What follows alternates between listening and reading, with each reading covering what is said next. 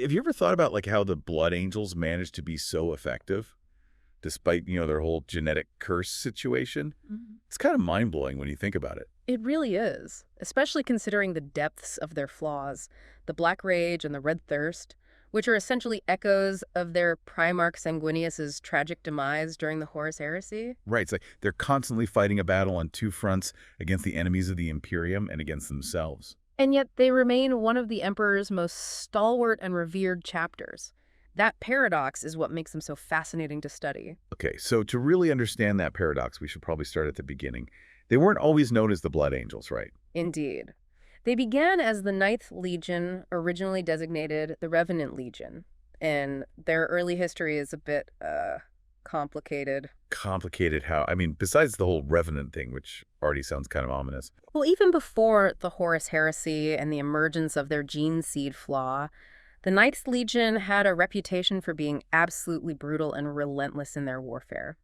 They were often deployed in the darkest and most dangerous corners of the galaxy, where their tactics became increasingly bloodthirsty and savage. So even before Sanguinius showed up, they had a penchant for, let's say, up-close and personal combat. Precisely. It seems there was always a certain intensity to their fighting style, a preference for close quarters combat that would later become a defining characteristic of the Blood Angels. And then Sanguinius arrived, their Primarch. He was supposed to be this beacon of nobility, right? Did that change things for them? Absolutely. Sanguinius's arrival was a transformative event for the Legion. He was everything the Emperor envisioned in a Primarch.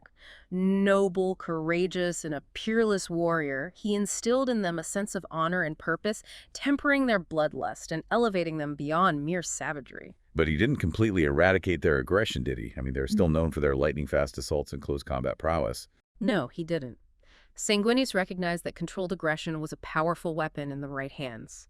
He honed their skills, refining their brutality into a disciplined fighting force capable of swift and devastating strikes. It's interesting to think about how Sanguinius's own upbringing might have influenced the chapter's culture. He was raised on Baal, which is basically a radioactive wasteland. That's a crucial point. The harsh environment of Baal, with its radiation-scorched deserts and brutal tribal conflicts, undoubtedly shaped Sanguinius's character. And those same qualities, resilience, resourcefulness, a warrior spirit, were passed down to his sons, the Blood Angels. And speaking of brutal conflicts, wasn't there a campaign, the burning of Anactor, that kind of foreshadowed the darkness that would later consume them? Yes, the burning of Anactor is a chilling example of the Ninth Legion's capacity for unrestrained violence, even before the Horus Heresy fully corrupted them. It demonstrates the inherent danger that lurked within them, a savagery that even Sanguinius's presence couldn't fully erase. So they were always walking a tightrope, even back then. And then, of course, came the Horus Heresy, which must have been a crucible for the Blood Angels. Indeed, the Horus Heresy was a defining moment for the Imperium and for the Blood Angels. Their loyalty to the Emperor never wavered, even as brother turned against brother and the galaxy was engulfed in flames. And they faced some pretty harrowing trials during the heresy, right? I know they played a major role in the Siege of Terra, which is where everything went wrong. Yes, the Siege of Terra was the culmination of the heresy, a desperate battle for the fate of the Imperium. The Blood Angels fought with unmatched heroism, defending the Imperial Palace walls against Horus's onslaught. It was there that Sanguinius faced his destiny, confronting Horus in a duel that would decide the fate of humanity. And that duel, well, it resulted in Sanguinius' death, which is ultimately the source of their gene seed flaw, isn't it? Yeah. Talk about a tragic turning point. Tragic, yes, but also pivotal.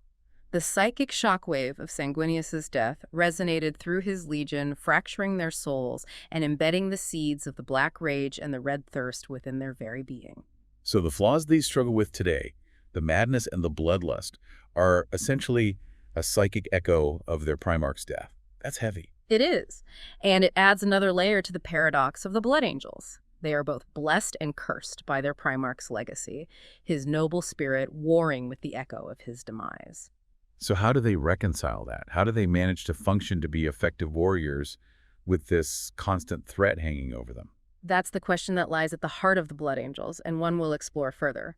But it's clear that their chapter organization, their rituals, even their artistic inclinations are all part of a complex and multifaceted approach to coping with their inherent darkness. It's like they've built an entire culture around managing their flaws, right? And it's not just about brute force and willpower. It's about finding balance and channeling those destructive urges into something, well, something productive, I guess. Precisely. And that's what makes them so fascinating to study. They represent the very human struggle to overcome adversity, to find meaning and purpose even in the face of overwhelming darkness. And it's not just their specialized formations, it's also their recruitment process. They draw their recruits from the harsh world of Baal, a place that breeds a particular kind of resilience and warrior spirit. Right. I remember reading about the trials they endure. It's brutal, almost gladiatorial, but it makes sense considering the challenges they face. It's almost as if their entire culture is built around preparing them for this constant internal battle. Exactly. Their entire existence is about pushing back against the darkness, about striving for control and balance. And that's where their artistic side comes in. It may seem paradoxical, but their dedication to art, to beauty and creation is actually a vital part of their struggle. I've always been fascinated by that aspect of them. These fierce warriors, masters of close combat, are also renowned for their artistry, their craftsmanship. It's not just a hobby. It's deeply ingrained in their culture, isn't it? Absolutely. For the Blood Angels, art is not simply a form of expression, it's a form of discipline, a way to channel their emotions and find peace amidst the turmoil. It's a counterbalance to the violence that defines so much of their lives. So it's not just about suppressing their rage. It's about finding a way to express it, to transform it into something beautiful and meaningful. That's pretty deep when you think about it. It is. And it speaks to the complex psychology of the Blood Angels, their constant struggle to reconcile their nature with their aspirations. They are warriors, yes, but they are also artists, poets, philosophers. They are a testament to the multifaceted nature of the human spirit. It makes me think about some of the iconic figures within the chapter, like Commander Dante, their current chapter master. He's renowned for his longevity and his strategic brilliance, but isn't he also known for his appreciation of art? Indeed, Dante is a fascinating figure, a symbol of the Blood Angels' enduring strength and resilience. He has led his chapter through countless trials and tribulations, always striving to maintain their noble ideals, even as they batter their inner demons. And yes, he is a patron of the arts, recognizing its importance in maintaining the chapter's spiritual well-being. And then there's Mephiston, the chief librarian. hmm He's a bit of an anomaly, isn't he? I mean, he's one of the most powerful psychers in the Imperium, but he's also twice overcome the Black Rage. Mephiston is a testament to the power of will, the possibility of transcending one's limitations. His story offers a glimmer of hope, a suggestion that perhaps the Blood Angel's fate is not entirely predetermined. He is a symbol of their potential for greatness, even in the face of their darkest flaws. It's inspiring in a way. Ah. And then there's Azkaellon, the founder of the Sanguinary Guard. He's like the embodiment of their legacy, their willingness to sacrifice everything for their chapter and for the Emperor. Azkaellon is a legend, a figure shrouded in myth and history. His unwavering loyalty to Sanguinius, his willingness to lay down his life for his brothers, is an inspiration to all Blood Angels. He represents the pinnacle of their warrior spirit, their commitment to duty, even in the face of death. It's interesting how the Blood Angels seem to draw strength from their past, for their history and their traditions. It's like their Primarch's legacy is woven into the very fabric of their being, guiding them even in their darkest hours. That's a key insight. The Blood Angels are very much a chapter defined by their past, by the legacy of Sanguinius and the events that shaped them. They draw strength from their traditions, from their shared history, from the bonds of brotherhood that unite them. It's what gives them the resilience to keep fighting even when all hope seems lost. But it's a double-edged sword, isn't it? I mean, clinging to the past can sometimes hold you back. That's true, and the Blood Angels are certainly aware of that danger. They are constantly grappling with the weight of their history, the burden of their Primarch's legacy. They are seeking ways to evolve, to adapt to the ever-changing realities of the 41st millennium. But they also recognize the importance of remembering, of honoring the sacrifices of those who came before them. And they have faced some pretty monumental challenges over the millennia. The siege of Terra, the devastation of Baal. It's amazing they've managed to survive it all. It is, but their survival has come at a cost. The Blood Angels are a chapter constantly on the brink. Their resources stretched thin, their gene seed increasingly unstable. They are facing a future that grows darker with each passing day. And the threat of their genetic flaws, it's always looming, isn't it? They can achieve these incredible victories, but it feels like a ticking time bomb. It's a constant source of anxiety, a shadow that hangs over every Blood Angel. They know that at any moment they could succumb to the Black Rage, their noble spirit consumed by a bloodthirsty madness. It's a terrifying prospect, both for them and for those who fight alongside them. Which brings us back to the question we started with. How do they manage to function, to be so effective with this constant threat hanging over them? It's a combination of factors. Their rigorous training, their spiritual discipline, their dedication to art, all of these are coping mechanisms, ways to channel their rage and maintain a semblance of control. It's almost like a pressure valve, right? Yeah. They need to find a way to release that tension to prevent it from building up and consuming them. Precisely. And that's where their rituals and traditions come in.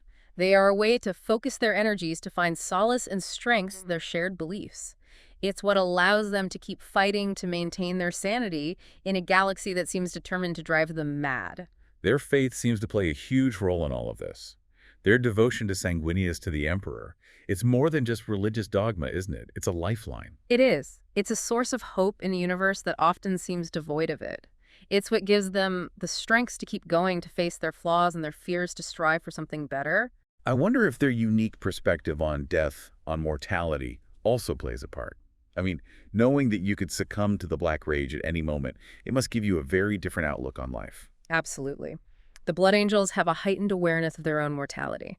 They know that their time is limited, that the darkness within could consume them at any moment. And that awareness shapes their every action, their every decision. It's why they fight with such ferocity, why they cherish every moment of beauty, why they hold their brothers so close. There's a certain poignancy to that, isn't there? A bittersweetness to their existence. They are these incredibly powerful warriors, capable of incredible feats of heroism, but they're always living on borrowed time. It's a tragic truth, but it's also what makes them so compelling, so human. They are a reminder that even in the face of overwhelming darkness, even when burdened by forces beyond our control, there is still beauty to be found. There is still meaning to be made. Their story also highlights another crucial aspect of the Imperium, the complex web of relationships between different chapters, organizations, and even alien races. Right, they're not operating in a vacuum. Right. They have allies, rivals, enemies. How does that all play into their story? Well, the Blood Angels are viewed with a mixture of respect and apprehension by other chapters. Their prowess is undeniable, but their flaws make them unpredictable and potentially dangerous. You'd think there would be some sympathy, considering what they're going through. It's not like they chose this genetic curse. Some chapters, like the Imperial Fists and the Salamanders, offer support and understanding. They recognize the shared burden of all Space Marines and the sacrifices the Blood Angels make. But others view them with distrust, almost disdain, as if their flaws were contagious. Like they might suddenly turn into raging berserkers and turn on their allies. Exactly. And then there's the Inquisition, particularly the Ordo Hereticus, who are constantly scrutinizing the Blood Angels for any sign of chaos taint. Which must be incredibly frustrating for them. It's like they're constantly being judged, their loyalty questioned despite all they've done for the Imperium. It's a delicate balance. The Blood Angels understand the need for vigilance, but they also resent being treated like potential heretics.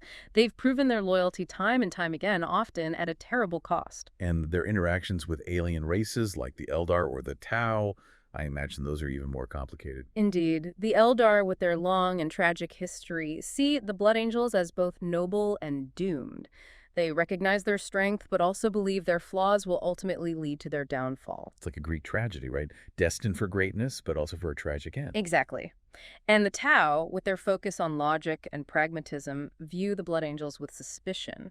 They see their aggression and their unwavering faith as potential threats to their expansionist goals. So the Blood Angels are kind of caught in the middle, navigating these complex relationships, Yeah. while also battling their own internal demons. No wonder they've developed such a unique culture and outlook on life. Their entire existence is about pushing back against the darkness, both within and without.